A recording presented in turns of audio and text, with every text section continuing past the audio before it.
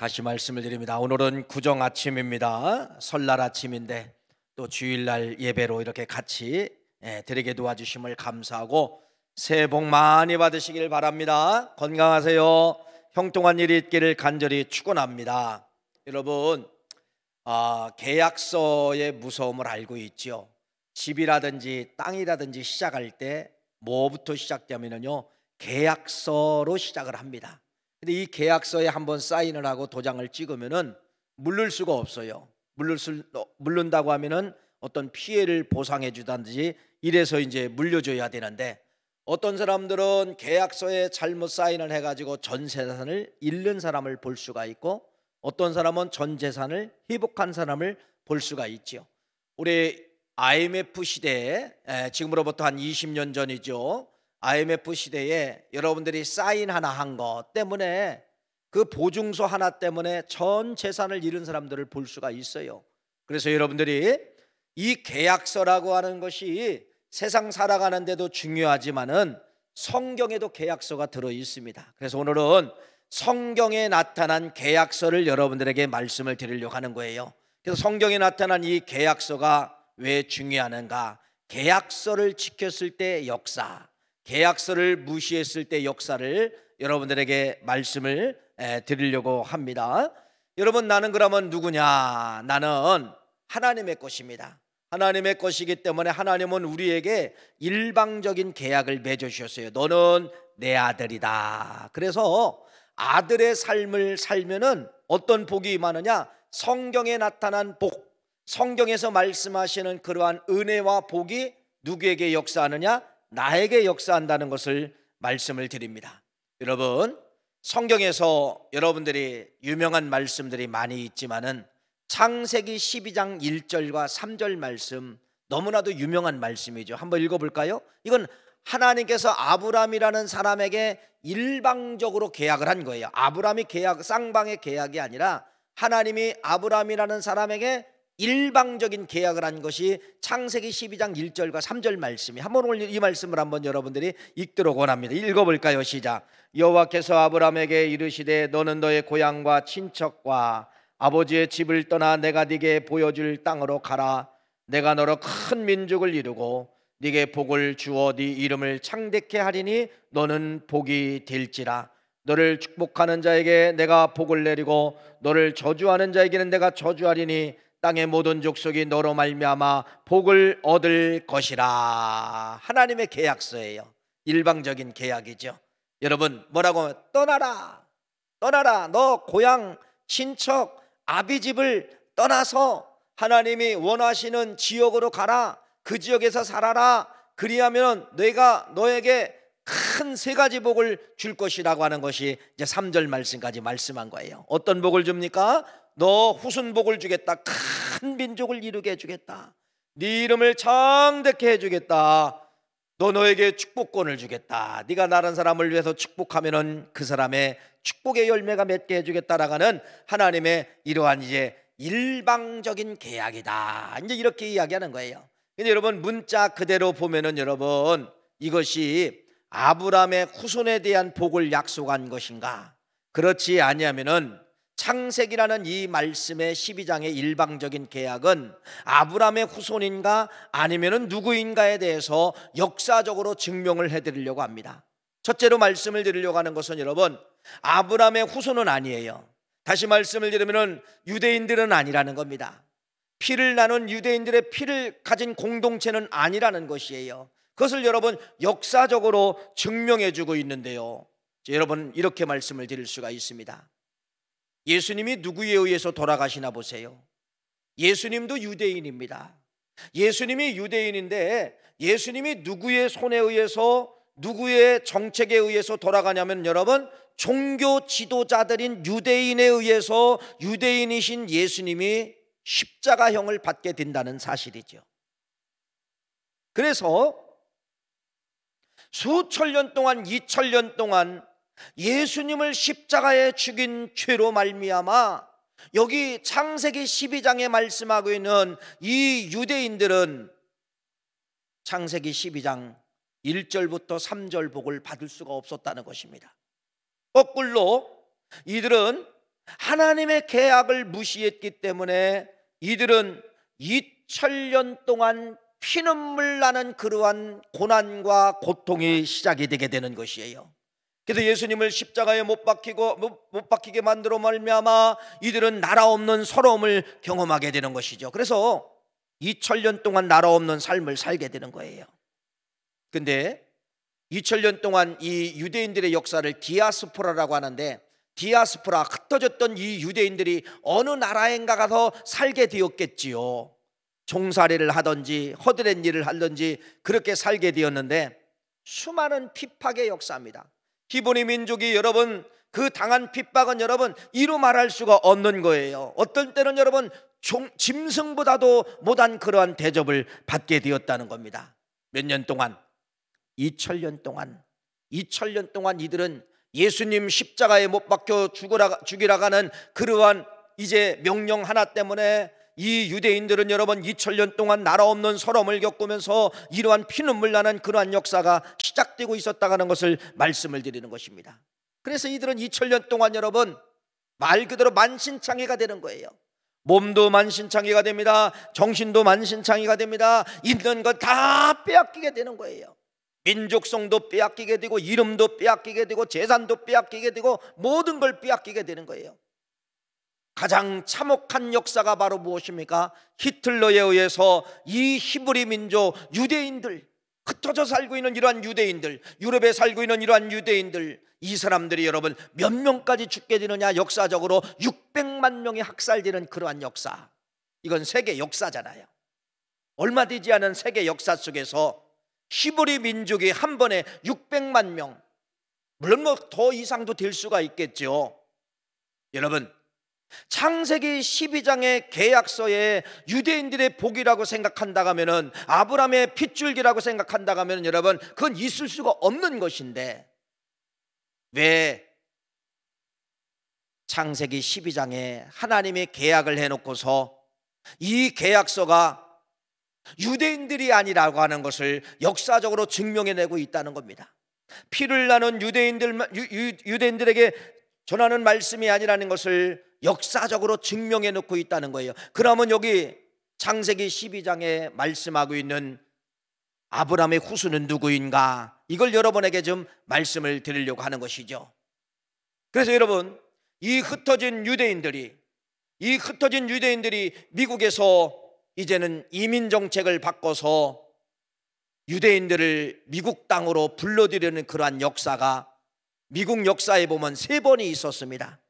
1600년대도 있었고 1800년대도 있었고 1933년도도 있었고, 흩어졌던 모든 유대인들이 미국에서 문을 열어놓으니까 이들이 어디로 들어오게 되는 거예요? 미국 땅으로 이민을 오게 되었다는 겁니다. 그래서 심지어는 1933년도 이때 가장 비극의 시대 아닙니까? 이때 30만 명이나 되는 유대인들이 어디로 와서 살게 되느냐? 미국 땅에 와서 살기 시작을 했다는 것이에요. 그런데 여러분 미국의 역사가 이때 바꿔지기 시작을 하는 겁니다. 미국이라는 나라가 유대인들을 만났을 때 이때 미국의 역사가 이때 바꿔지기 시작을 하는데, 미국이라는 나라가 노벨상이 없게 되었는데 이때 유대인들이 미국 땅에 들어옴으로 말미암아 1901년부터 1939년도까지 미국에서 12명의 노벨상을 받는 사람들이 만들어지게 되고요, 1943년부터 1955년도까지 미국에서 29명의 노벨상을 받는 사람들이 만들어지게 되었다는 겁니다. 무슨 말씀이죠? 미국이라는 나라와 유태인들의 지성, 머리 좋은 이 유태인들이 미국 땅에 들어와 가지고 미국 사람이 되고 미국의 역사를 시작을 했다는 것입니다. 그래서 미국의 역사를 보면은 여러분 미국이라는 나라 자체는 가지고는 오늘날 이렇게 세우지 못했다는 거예요. 미국이라는 나라가 누구를 만났기 때문에 흩어졌던 유태인들이 미국 땅으로 돌아와서 이민정책을 통하여 돌아와 가지고 이들의 힘에 의해서 미국이라는 나라가 어떻게 되었다는 거예요? 오늘날 이렇게 세워졌다, 미국을 살려냈다, 경제 부흥을 만들어냈고 지성을 만들어냈다라는 것을 역사적으로 여러분들에게 지금 말씀을 드리는 것이에요. 그래서 여러분, 물론 미국이 이제 세계 1등이라고 말씀을 드릴 수가 있죠. 경제적으로나 군사적으로나 모든 것이 미국을 세계 1등이라고 생각을 합니다. 미국은 어느 나라가 아프리카의 전쟁, 아시아의 전쟁, 유럽의 전쟁이 일어나도요, 미국은요 어떻게 해야 돼요? 다 개입해야 됩니다. 다 개입해야 돼요. 이게 미국의 역사예요. 그런데 여러분 한번 들어보세요. 여러분이 이름만 이렇게 되면은 지금까지도 미국의 경제를 지탱하는 것이 있죠. 그것이 바로 뭐냐면요, JP 모건. 이게 바로 뭐예요? 미국의 금융권, JP 모건이라는 사람에 의해서 여러분 미국의 경제가 돌아가기 시작했다는 겁니다. 두 번째, 골드만삭스. 지금도 여러분 미국의 은행권은 골드만삭스와 JP 모건, 이 사람이 누구냐면요, 유대인들입니다. 유태인이에요. 유택의 미국 사람이에요.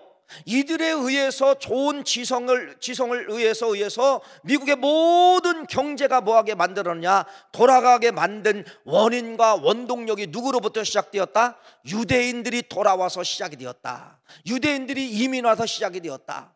유대인들이 미국 땅에 들어와서 시작이 되었다는 것이죠. 아마 우리 신앙인들은 이 간증을 아마 많이 들었을 겁니다. 록펠러라고 들어봤죠? 록펠러 어머니의 영성. 그래서 록펠러에게 세 가지 부탁을 합니다. 너는 주일 성수하라.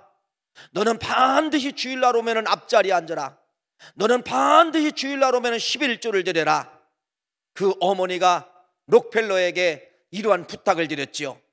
그래서 이 록펠러는 어려서부터 어머니가 말씀하신 그 세 가지를 지키게 되는 거예요. 물론 더 있지만은 압축하면 세 가지를 지키게 되는 거예요. 그랬을 때 여러분 록펠러는요 세계적인 부가가 되는 거예요.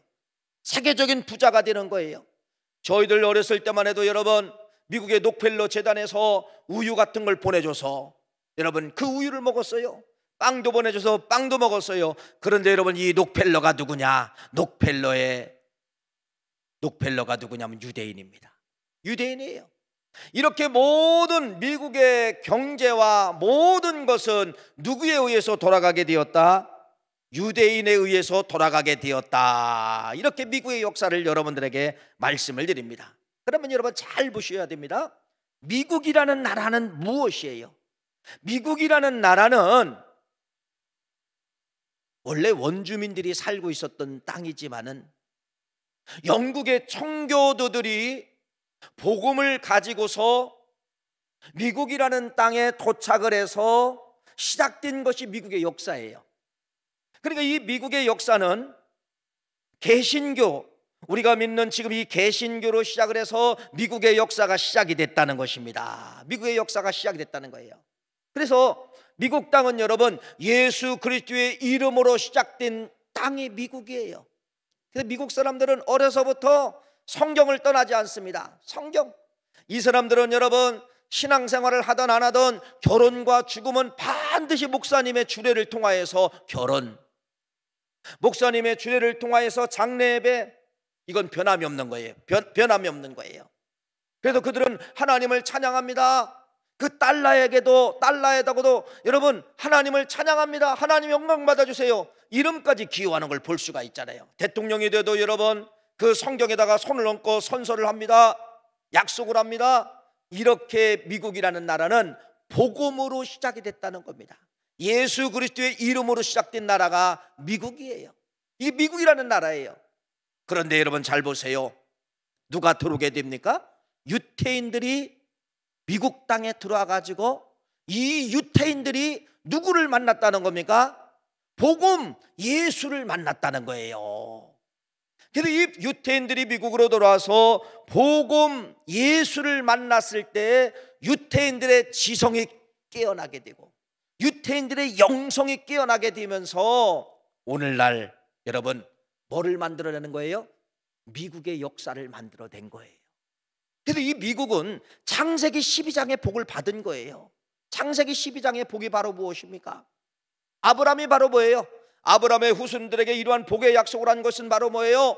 이것은 여러분 유태인들에게 후손, 유태인들에게 피를 나눠준 후손을 이야기하는 것이 아니라 복음을 만난 사람들이 아브라함의 후손이라는 겁니다. 그러면 여러분, 우리도 누구의 후손이라고 이야기해요? 아브라함의 후손이라고 이야기하는 것은 바로 뭐냐? 복음을 만난 사람들은 아브라함의 후손이라고 말씀을 드리고, 복음을 만난 사람들은 창세기 12장 1절과 3절 큰 민족을 만들 거고 창대케 해줄 것이고 네가 축복하는 자에게 내가 복을 내릴 것이라고 이 약속을 그대로 유전처럼 받아들이는 것이 바로 뭐냐? 복음의 사람들에게 이러한 역사가 나타나게 된다는 것이에요. 다시 말씀을 드립니다. 창세기 12장의 계약은 유대인이라고 하는 피를 나는 사람들에게 복을 이야기한 것이 아니라 뭐예요?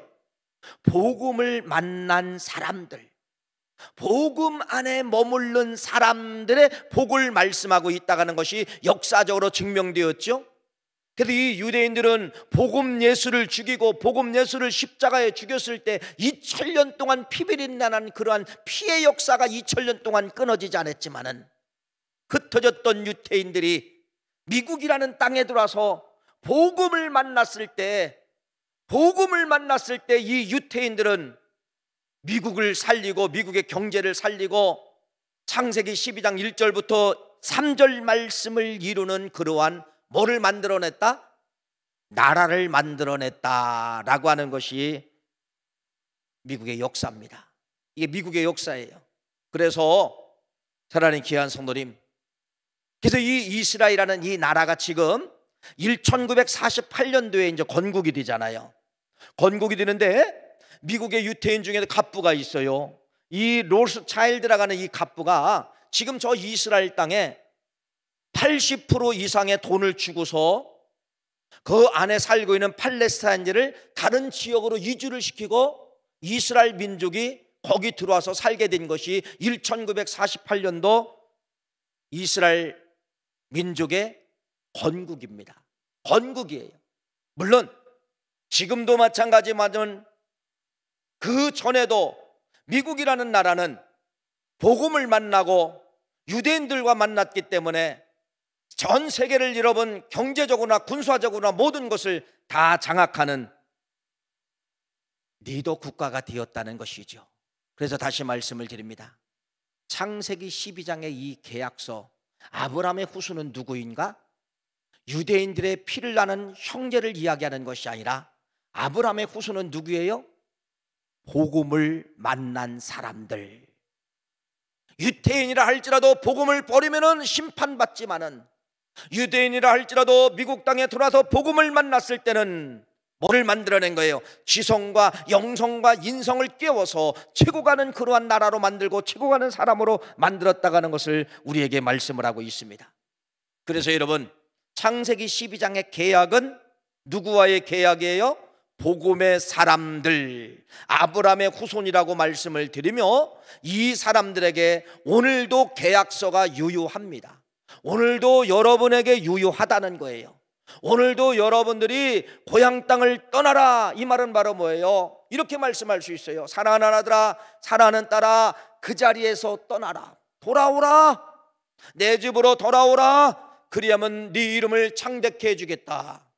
네 민족, 너에게 민족을 주겠다. 내가 너에게 축복권을 주겠다. 이렇게 말씀을 하는 것이에요. 그래서 사랑하는 귀한 성도님, 창세기 12장에 이 하나님의 일방적인 계약, 아브라함에게 계약했지만은 오늘 우리에게 그대로 이것이 뭐하고 있다? 적용되어지고 있다는 것입니다. 그래서 뭐라고 말씀하고 있습니까? 떠나라라고 하는 건 바로 뭐냐? 그 자리에서, 주님이 원하지 않는 자리에서, 하나님이 기뻐하지 않는 그 자리에서 뭐하라? 떠나라. 여러분, 우리 여기 이제 가족분들이 오셨지요. 물론 신앙생활 잘 하시는 자녀도 있지만은 또 그렇지 못한 자녀도 있을 줄 알고 있어요. 오늘 이 말씀을 통하여서 옛날에 내가 가졌던 신앙, 어머니 아버님과 그렇게 나에게 기회 닳도록 신앙생활 잘하라는 그 말씀, 여러분, 오늘 이 말씀이 여러분이 돌아오는 역사가 나타나 창세기 12장 1절부터 3절 말씀의 주인공이 되시기를 간절히 축원합니다. 축원합니다. 그래서 하나님께서 오늘 주신 이 말씀을 통하여서 다시 말씀을 드립니다. 유대인들의 피를 나는 사람들에게 복이 아니라 신앙을 가진, 복음을 가진 사람에게 계약서를 써주셨다라는 것을 여러분들에게 말씀을 드리면서, 그래서 미국이라는 나라가 세계적으로 증명되었고요, 또 한 국가가 증명되어진 국가가 있죠. 그 국가가 누구냐면은 여러분이 살고 있는 이 나라예요. 이 대한민국이 아브라함의 후손의 복을 받은 겁니다. 이 대한민국이 아브라함의 후손이 바로 뭐예요? 복음을 만났을 때 창세기 1장 12장 1절부터 3절 말씀을 이루는 그러한 대표적인 민족 국가가 미국이라는 나라가 있고, 전 세계 기독교 역사를 살펴보면 어떤 나라가 있다는 거예요? 대한민국 땅이 있다는 것입니다. 대한민국 땅. 그래서 전 세계에 그전에는 모든 것이 선교사를 파송하고 이런 것을 미국 기독교가 역할을 했다가 하면은, 이제는 전 세계에 선교사를 가장 많이 파송하고 선교비를 가장 많이 드리고 선교 가장 많이 이야기하는 나라가 이제는 어떤 나라라는 거예요? 대한민국 교회라는 사실입니다.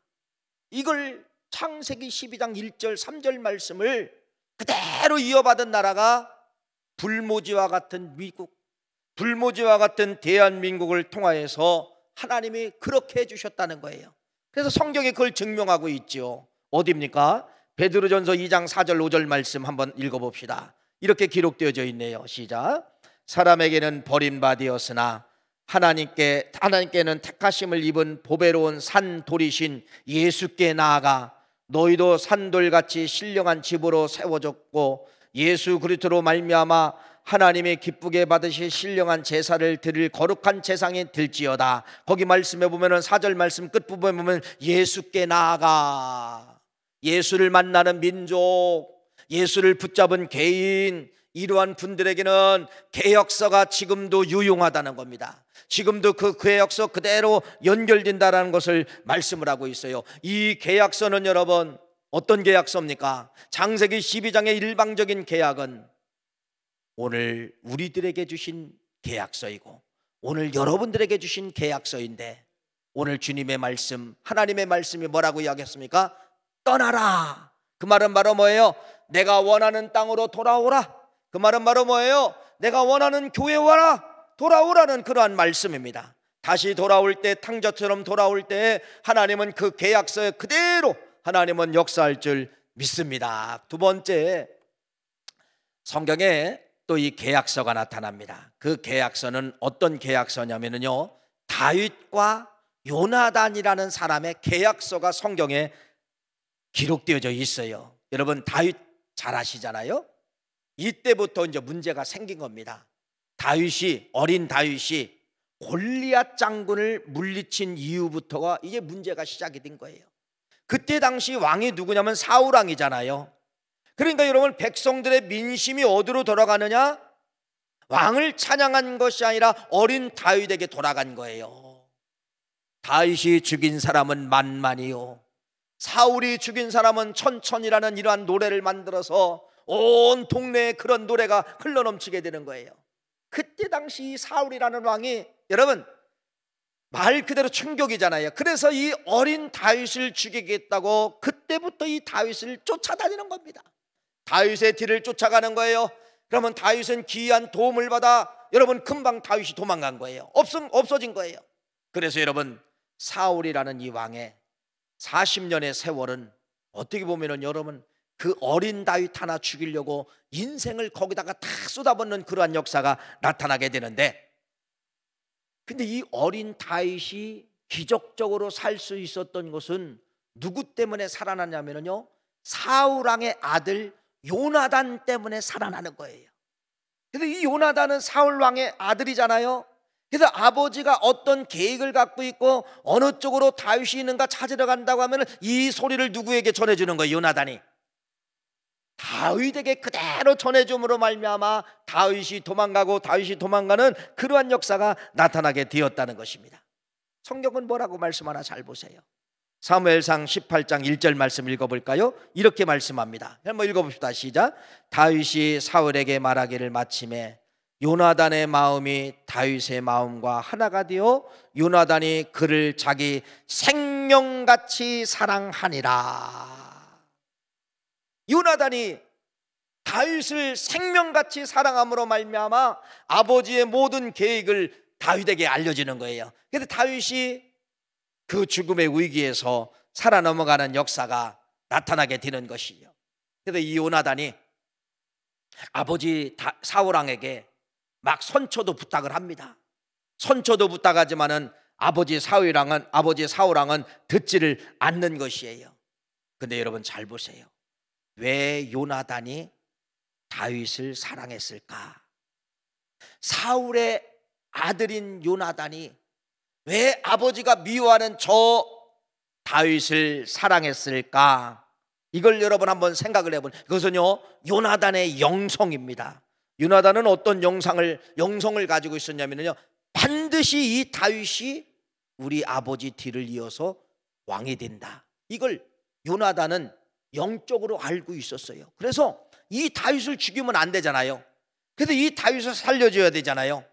그래서 이 요나단은 우리 아버지가 죽이는 저 다윗이 반드시 이스라엘 나라의 기둥이 될 거라는 것을 알고서 요나단이 다윗과 계약을 맺게 됩니다.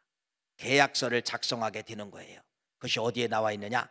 사무엘상 20장 15절 16절 말씀이에요. 오늘 본문 말씀이죠. 이게 다윗과 요나단과의 계약서입니다. 한번 읽어봅시다. 시작. 여호와께서도 다윗의 대적들을 지면에서 다 끊어버리실 때에도 너는 네 인자함을 내 집에 영원히 끊어버리지 말라고, 이에 요나단이 다윗의 집과 언약하기를 여호와께서는 다윗의 대적들을 치실지어다 하니라. 이게 무슨 말인가 잘 보세요. 이건 미래에 대한 이야기입니다.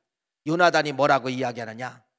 여호와께서 너를 죽이려고 했던 모든 대적들을 지면에서 다 죽일 것이다. 하나님이 심판할 거야. 앞으로 그렇게 될 거야. 그랬을 때 다윗에게 부탁하는 거예요. 네 인자함이 내 집에 우리 후손들에게는 좀 함께 해주셔서 제발 좀 끊어버리지 말라.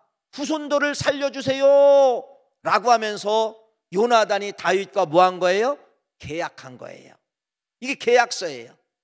여러분, 그러니까 이 요나단은 다윗이 잘 될 줄 알고 미리 계약서를 쓴 겁니다. 당신이 왕이 될 겁니다. 왕이 되면 숙청할 건데 모든 사람을 죽일 것인데 그때 요나단의 후손들을 좀 살려주세요. 여러분, 이렇게 이야기를 했다는 것입니다. 그래서 다윗이 누구냐면 여러분, 유다 지파예요. 요나단은 누구냐면 베냐민 지파예요. 그래서 이 유다 지파와 베냐민 지파는 어떤 삶을 살게 되느냐? 결국은 나중에 역사적으로 보면은 베냐민 지파하고 형제들하고 전쟁이 일어나게 됩니다. 그래서 이 베냐민 지파에 있는 요나단의 후손들이 다 죽게 되는 거예요. 그런데 잘 보세요. 이때 다윗이 계약서가 생각이 난 거예요. 계약서가 생각이 나서 뭐라고 이야기하느냐? 사무엘하 9장 1절 말씀 읽어보세요. 한번 읽어보세요. 시작. 다윗이 이르되 사울의 집에 아직도 남은 사람이 있느냐? 내가 요나단으로 말미암아, 이건 계약서로 말미암아입니다. 계약서로 말미암아 그 사람에게 은총을 베푸리라 하니라. 다윗이 왕이 되고서 숙청을 하게 되는데 혹시 요나단의 후손들이 있느냐? 요나단의 후손은 죽이지 마라. 그래서 여러분, 군사들이 다 죽이러 나가는데 다윗이 뭐라고 명령하는 겁니까? 내가 과거에 왕이 되기 전에 요나단과 계약을 했는데 그것이 생각이 나는구나. 혹시 요나단의 후손이 누가 있느냐? 이렇게 물어본 거예요. 그랬을 때 여러분 6절 말씀을 읽어봅시다. 뭐라고 이야기하느냐? 시작. 사울의 손자 요나단 아내들 무비보셋이 다윗에게 나와 그 앞에 엎드려 절하매 다윗이 이르되 무비보셋이여 하니 그가 이르기를 보소서 당신의 종이니이다 라고 하면서 요나단의 아들인 무비보셋 하나가 살아있는 것이에요. 그래서 다윗이 깜짝 놀라가지고 누구를 살려주느냐? 이 무비보셋을 살려주게 되는 거예요. 그래서 여러분 역사적으로 보면은 이 무비보셋에 의해서 베냐민 지파가 다 없어질 위기에 있었지만은 베냐민 지파가 역사에서 살아남는 것을 볼 수가 있다는 것입니다. 기적이죠. 그래서 나중에 다윗이 누구를 살려줬어요? 베냐민 지파인 무비보셋을 살려줬잖아요. 역사가 이제 흘러갑니다. 솔로몬 때까지 이제 흘러가는 거예요. 이때 누가 누구를 도와주느냐? 베냐민 지파가 유다 지파를 도와주게 되는 것이에요. 솔로몬 때 와가지고 나라가 이제 갈라지게 되죠. 북왕국 10지파, 남왕국 2지파. 그래서 이 나라가 갈라지게 되는데 북쪽 나라는 10지파, 남쪽 나라는 2지파예요. 근데 이 남쪽 나라는 유다 지파하고 베냐민 지파가 합해져서 남쪽 나라를 형성을 하게 되는데, 베냐민 지파는 여러분 당연히 어디로 가야 되느냐? 북왕국으로 가야 되는데, 베냐민 지파는 여러분 누구를 도와주느냐? 유다 지파인 르호보암을 도와주어서 남쪽 나라를 만들게 되는 것이에요. 여러분 이게 역사적이에요. 다시 한번 말씀을 드립니다. 좀 복잡하지만은 여러분, 다윗이 베냐민 지파인 무비보셋을 살려주었다. 시간이 좀 지나서 나중에는 베냐민 지파가 누구를 붙잡아 주느냐? 누구와 함께하느냐? 유다 지파와 함께하여서 남왕국 유다를 만들게 되었다라고 하는 것을 여러분에게 지금 말씀을 드린 것입니다. 그래서 이 2지파에 의해서 남쪽 나라가 만들어진 것이고 10지파에 의해서 북쪽 나라가 만들어지게 된 것이에요. 이것이 여러분 구약성경이에요. 구약성경. 이 구약성경은 다윗은 유다 지파죠. 요나단은 누구예요? 베냐민 지파지요. 유다 지파와 베냐민 지파의 계약에 의해서 서로 살려주고 서로 살려주는 그런 관계를 맺게 되는 것입니다. 이게 구약의 역사예요. 성경은 여기서 끝나는 줄 알지만은 이 구약의 역사가 어디까지 오게 되느냐? 신약의 역사까지 오게 된다는 것입니다. 마태복음 1장은 예수님의 족보예요. 예수님의 족보인데 계속해서 이제 반복적인 단어가 나옵니다. 예수님은 어떤 지파의 사람인가? 누구의 후손인가? 라고 하는 거에 대해서 마태복음 1장 1절부터 예수님의 족보에 대해서 쭉 기록을 하고 있는데 이렇게 말합니다. 아브람과 다윗의 자손 예수 그리스도의 계보라. 아브람이 이삭을 낳고 이삭은 야곱을 낳고 야곱은 유다를 낳고 누구를 낳고 하는데 유다를 낳고 라고 하면서 예수 그리스도의 계보라. 이게 마태복음 1장 말씀이에요. 거기 뭐라고 말씀하고 있죠? 예수님의 족보가 저 꼭대기로 올라가면 누구라는 겁니까? 유다 지파에서 왔다는 겁니다. 유다 지파. 그럼 그 유다 지파가 저 꼭대기 아까 말씀을 드린 것처럼 누구예요? 다윗의 후손 예수로 오셨다는 거예요. 이 다윗이라는 사람은 유다 지파요. 예수님은 유다 지파를 통해서 왔다는 것입니다. 신약 성경의 예수님은 정확하게 누구다? 유다 지파다. 그런데 바울이라는 사람을 소개하잖아요. 사도행전에 바울이 자기를 소개를 하는데 뭐라고 소개를 하느냐? 빌립보서 3장 5절 말씀을 보세요. 한번 읽어보세요. 빌립보서 3장 5절 말씀 시작. 나는 8일 만에 할례를 받고 이스라엘 족속이요 베냐민 지파요 히브리 중에 히브리인이요 율법으로는 바리새인이요. 바울이 자기 자신을 소개하는데 뭐라고 소개하느냐? 나는 무슨 지파라는 거예요? 베냐민 지파다. 뭔가 여러분 뉘앙스가 좀 이렇게 좀 생각이 안 납니까? 구약의 유다 지파와 베냐민 지파. 신약에 와서 예수님은 유다 지파고 이 바울은 무슨 지파라는 거예요? 베냐민 지파라고 성경은 왜 지파를 이렇게 강조해 놓고 있냐 이거예요. 그러면 예수님의 입장에서 가장 여러분 복음의 피해를 받은 사람이 누군가를 보세요. 어느 지파를 통해서 복음의 피해를 받았어요? 이 바울이 누구 전에? 바울이 사울 전에. 바울이 사울이라는 이름을 가졌을 때 그렇게 복음을 핍박했잖아요. 예수님의 제자를 죽이고 그렇게 초대교회 피의 역사를 나누게 된 사람이 누구예요? 이 바울의 앞 이름 사울 때예요. 누구예요? 베냐민 지파. 그러니까 이 유다 지파인 예수님이 누구 때문에 핍박을 받았느냐? 베냐민 지파 때문에 핍박을 당했다는 겁니다. 핍박을 당했다는 거예요. 예수님 입장에서는 뭐 하면 끝이에요? 그냥 사울을 죽이면 끝입니다. 그런데 잘 보세요. 구약 성경에 이미 유다 지파와 베냐민 지파는 계약을 맺고 있잖아요. 여러분, 그래서 사도행전 9장이 나타나게 된 거예요. 사도행전 9장은 반드시 저 사울을 죽여야 되는데 유다 지파인 예수님께서 베냐민 지파인 사울을 죽이지 못하고 사울을 바꿔서 바울로 만들어서 베냐민 지파인 이 바울을 뭐하게 만드냐? 살려주는 것이에요. 왜 그럴까요? 계약서 때문에. 계약서 때문에. 계약서 한 장이 반드시 죽어야 되는데 반드시 사는 역사가 나타난 것이 이게 복음서에 나타난 유다 지파인 예수님과 베냐민 지파인 바울과의 관계를, 구약 성경에 나타난 그 관계를 그대로 설명해 주고 있다는 것입니다.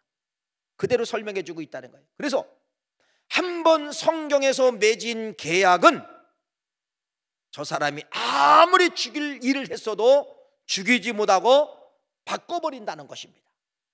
이게 성경이에요. 그래서 여러분, 성경은 하나님과 하나님의 말씀과 우리들과의 관계는, 여러분, 성경은 다 계약관계, 계약관계예요.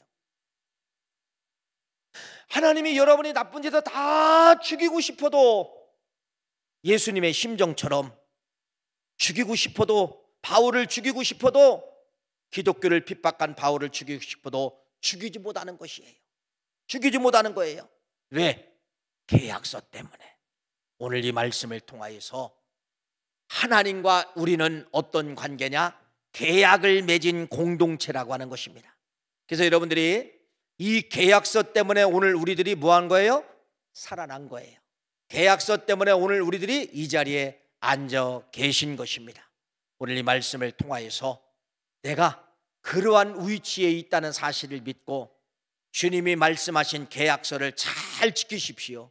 주님이 말씀하신 계약서를 여러분들이 경솔히 여기면 안 된다는 것입니다. 그래서 나는 하나님과 계약관계에 들어있고 여러분들은 하나님과의 계약된 관계 속에서 오늘도 살아간다는 이 사실을 믿으시고 승리하시고 창세기 12장 1절부터 3절의 복을 받는 역사가 있기를 간절히 축원합니다. 하나님,